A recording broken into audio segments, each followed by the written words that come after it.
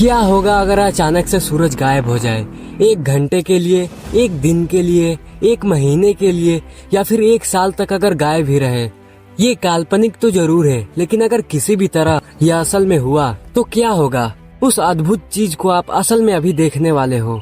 चलिए देखते हैं और चलते हैं इस अमेजिंग घटना के अंदर, जो कि आपके रोंगटे खड़े कर देगी। चंद्रमा के साइज का एक बड़ा स्पेसशिप ब्रह्मांड के अंदर आ चुका है।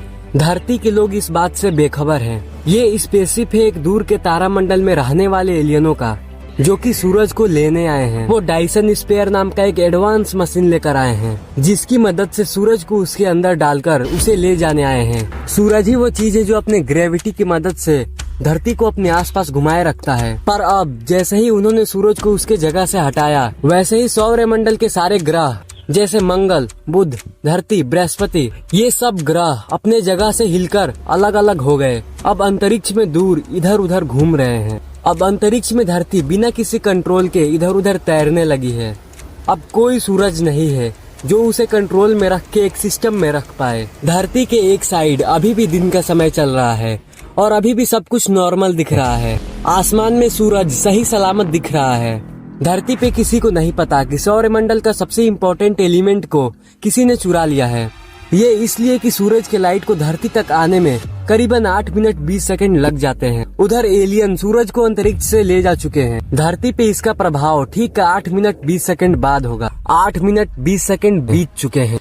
धरती पे अचानक से अंधेरा छा गया। अचानक से 1 सेकंड के अंदर रात हो गया और आसमान के सारे तारे साफ साफ दिखने लगे हैं, क्योंकि सूरज का लाइट नहीं बचा जो कि तारों को ढक पाए। चांद और बाकी ग्रह भी दिखाई देना बंद हो चुके हैं, क्योंकि जैसा कि आपको पता है चांद का कोई अपना लाइट नहीं होता है।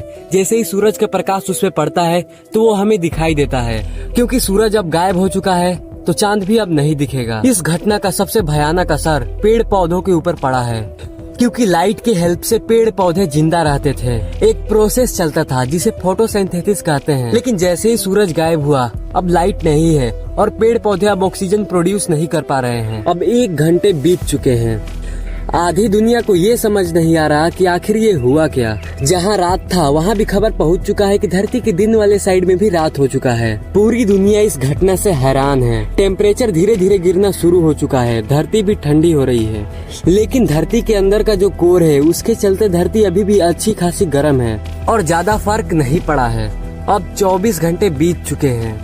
सब कोई सूर्योदय का उम्मीद कर रहा है, पर सुबह के 8 बज चुके हैं और अभी तक कोई सूरज नहीं निकला है। गवर्नमेंट भी कुछ नहीं कर पा रही है, क्योंकि ये घटना इंसानों के हाथ में नहीं है। अब तापमान 8 डिग्री सेल्सियस तक नीचे गिर चुका है। कुछ पेड़ पौधे बदलते इस मौसम के कारण कमजोर होना शुरू हो चुके हैं। सारा सिस्टम नष्ट हो चुका है। लेकिन समुद्र के अंदर जो जीव हैं उनको कुछ चेंजेस नहीं दिख रहे हैं। उनके लिए उनकी दुनिया अभी भी वही है। जगह जगह पर थोड़ी गर्मी बची हुई है, क्योंकि वायुमंडल की खासियत ये है कि सूरज से मिली गर्मी को कुछ दिनों तक वो अपने साथ रख सकता है, जिसके चलते ऐसी नौबत ना आए कि हर जगह बर्फ ही बर्फ हो जाए। पर ये स्टोर्ड गर्मी सूरज के बिना 3 या 4 दिन तक ही रह सकता है। पर अब 7 दिन बाद 7 दिन बीत चुके हैं और अभी भी धरती पर अंधेरा छाया हुआ है और तापमान माइनस में पहुंच गया है। -20 डिग्री सेल्सियस। जिसका डर था वही हुआ। 0 डिग्री में पानी बर्फ बन जाता है, पर अब पूरी दुनिया का टेम्परेचर -20 डिग्री। इसलिए पानी लिक्विड कहीं भी तरल रूप में मौजूद नहीं है। टीवी और इंटरनेट अचानक से बंद हो चुके हैं, क्योंकि सैटेलाइट जिसे सूरज के कारण पावर मिलती थी उसके सोलर पैनल के जरिए उनकी पावर ऑफ हो चुकी है। किसी भी कारण वो हाई पावर वाले बैटरी के जरिए 7 दिनों तक तो चल गई, पर वैज्ञानिकों ने कभी ये नहीं सोचा था कि सूरज नहीं रहेगा, ऐसा भी कभी होगा। इसलिए उन्होंने कभी बैकअप प्लान नहीं बनाया था। दुनिया की जितनी भी समुद्र और नदियां हैं वो सारी की सारी जम चुकी हैं, क्योंकि टेम्परेचर -20 डिग्री सेल्सियस है। पूरी दुनिया की बिजली अब चली गई है, क्योंकि जिस डैम के चलते बिजली बनती है वो डैम अब जम चुके हैं। मोबाइल फोन टावर्स भी ऑफ हो चुके हैं और लैंडलाइन फोन्स भी बंद हो चुके हैं, क्योंकि इस दुनिया को ऑन रखने वाली बिजली अब गुल हो चुकी है। अब सिर्फ कुछ ही जगहों पर बिजली बची हुई है, जहाँ पर दूसरे माध्यमों से बिजली बनाया जाता था। पर धरती का पूरा सिस्टम इधर से उधर होने के चलते वो भी कुछ ही दिनों तक चल पाएंगे। लोग अपने रिलेटिव से फोन पर बात नहीं कर पा रहे हैं। इंटरनेट और फोन से जुड़ी वही दुनिया अब पूरी तरह से डिस्कनेक्टेड हो चुकी है। ज्यादातर पेड़ और पौधे अब मर चुके हैं, क्योंकि बिना सूरज और बिना फोटोसिंथेसिस के चलते वो इतने दिनों तक जिंदा नहीं रह सकते। और पेड़ पौधों को खाने वाले जानवर भी अब धीरे धीरे मर रहे हैं, क्योंकि पेड़ पौधे अपने आप को जिंदा नहीं रख पा रहे हैं और सूख रहे हैं, जिसके चलते पूरी धरती पे इसकी कमी हो चुकी है। अब उतने पेड़ धरती पर नहीं बचे जिससे सारे जानवरों को खाना मिल सके।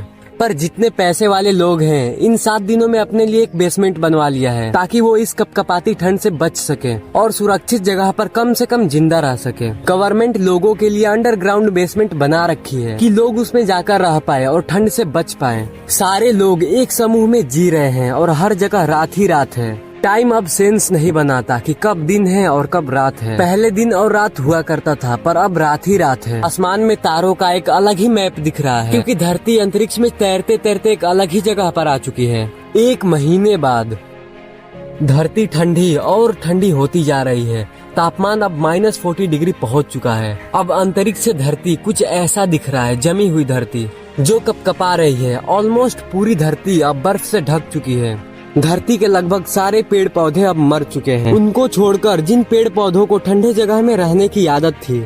धरती के ज्यादातर जानवर अब मर चुके हैं। अगर समुद्र के जीव की बात करें तो पानी के जमने के कारण वो भी मर चुके हैं, क्योंकि सारे पेड़ पौधे मर चुके हैं। CO2 मतलब कार्बन डाइऑक्साइड की मात्रा हवा में इतनी अधिक हो चुकी है कि हर एक सांस सिगरेट के धुएं इतनी खतरनाक हो चुकी है। क्योंकि जब पेड़ पौधे जीवित थे तो हवा को साफ रखते थे, पर अब ऐसा कोई नहीं है जो हवा को साफ रखे। एक और जगह है जहाँ पर समुद्री जीव अभी भी जीवित है, जहाँ पर हीट ज्यादा है, जैसे कि वो नदियाँ जो कि ज्वालामुखी के आसपास है। वो नदियाँ अभी भी तरल रूप में है, इसलिए वहाँ पर 1 महीने बाद भी कुछ जीवन बचा हुआ है। 1 साल बाद जो जीवन बचा हुआ था वो अब तक खत्म हो चुका है, क्योंकि सारे वोल्केनो इस अनइमेजिनेबल ठंड के कारण निष्क्रिय हो चुके हैं, जिसके चलते जो समुद्र जमे भी नहीं थे वो अब जम चुके हैं, सिवाय एक आध को छोड़कर। धरती अब इतनी ठंडी हो चुकी है कि कोई जानवर अब धरती पे मौजूद नहीं है। धरती के सतह पर जो बर्फ की लेयर थी वो हजारों गुना ज्यादा मोटी हो चुकी है। शहरें अब कुछ ऐसे दिख रहे हैं। सारे बिल्डिंग अब बर्फ में जमे हुए हैं। सारी बड़ी बर्फ के चट्टानें अब यहाँ वहाँ फॉर्म हो चुकी है, पर आश्चर्यजनक तरीके से एक जगह बची हुई है जहाँ जीवन अभी भी है। अब सिर्फ एक ही जगह है जहाँ जीवन अभी भी चल रही है, वो है समुद्र के सबसे गहरे पार्ट में। वही एक ऐसी जगह है जहाँ धरती के कोर से उसे ताप मिल रहा है, जिसके चलते वहाँ अभी भी पानी बचा हुआ है और जिंदगी मौजूद है। और उसके साथ जितने लोग बचे हुए हैं वो साउथ पोल और नॉर्थ पोल में जा चुके हैं, क्योंकि वो धरती के उस पार्ट में मौजूद है जहाँ बहुत सारा जियोथर्मल एक्टिविटीज है। धरती के कोर से उसे हीट मिलती है, जिसके कारण वहाँ पर अभी भी थोड़ी बहुत गर्मी बची हुई है। 1000 साल बाद 1000 साल बीत चुके हैं और अभी तक सूरज नहीं निकला। धरती की आबादी खत्म होती जा रही है, क्योंकि धरती पे अभी ना ही कोई पेड़ है और ना ही कोई जानवर। लोगों के पास खाने का कोई सोर्स नहीं बचा है। धरती में अब ऑक्सीजन की मात्रा अब ना के बराबर है। 1100 साल बाद और 100 साल बीत चुके हैं। अब धरती का तापमान -160 डिग्री तक पहुंच चुका है और इस तापमान में इंसानों का कुछ ऐसा हाल हुआ है। 1100 साल बाद अब धरती अंतरिक्ष में तैरते तैरते एक नई अनजान जगह पर आ चुकी है। और इधर दूसरे side Jupiter, Saturn, Mars, mercury सारे ग्रह अरबों किलोमीटर दूर दूर तक हो चुके हैं एक दूसरे से। धरती फाइनली अब 1100 साल में तैरते तैरते उस जगह पर आ चुकी है। अंतरिक्ष के रैंडम एस्ट्रॉइड अब धरती से टकराना शुरू हो चुके हैं। अंतरिक्ष में बहुत सारे एस्ट्रॉइड और दानव पार्टिकल घूमते रहते हैं और बहुत खतरनाक रेडिएशन भी आती रहती है, जो कि धरती को कभी भी हिट कर सकती है। और इस सफर के आखिर में धरती एक एस्ट्रॉइड से टकरा जाती है और अब सब कुछ खत्म हो चुका है। और अगर ये नहीं भी हुआ तो धरती अरबों साल तक ऐसे ही घूमती रहेगी। और इस बात के भी चांसेस हैं कि कोई ब्लैक होल धरती को अपने तरफ खींच ले। पर दुखी होने की बात नहीं है मेरे दोस्त, ये सिर्फ हाइपोथेसिस यानी कि काल्पनिक है। असल में धरती हमेशा सूरज से बंधी हुई होगी, पर इससे हमें ये जानने को मिलता है कि सूरज हमारे लिए कितना इम्पोर्टेंट है। और सूरज ही वो वजह है जिसके कारण धरती पर जीवन संभव हो पाया है। और सूरज के बिना धरती कुछ नहीं है, और इसलिए सूरज को भगवान का दर्जा दिया जाता है। इस कहानी में मैं एक साइंस को क्लियर करना चाहूँगा। जो मैंने शुरू में बोला कि सूरज गायब होने के बाद भी धरती पे लोगों को सूरज 8 मिनट 20 सेकंड तक दिखेगा। भला कैसे, आइए जानते हैं। असल में लाइट को ट्रेवल करने में समय लगता है। जैसे मंगल ग्रह पे कोई आपका दोस्त है और आपको वहाँ से हाय करता है तो वो आपको धरती पे 3 मिनट बाद दिखेगा। अगर रात में आप टेलीस्कोप से मंगल ग्रह को लाइव देखो तो असल में वो लाइव नहीं है, आपको 3 मिनट पहले की चीज दिखाई देगी। मतलब आप 3 मिनट पहले की चीज देखेंगे।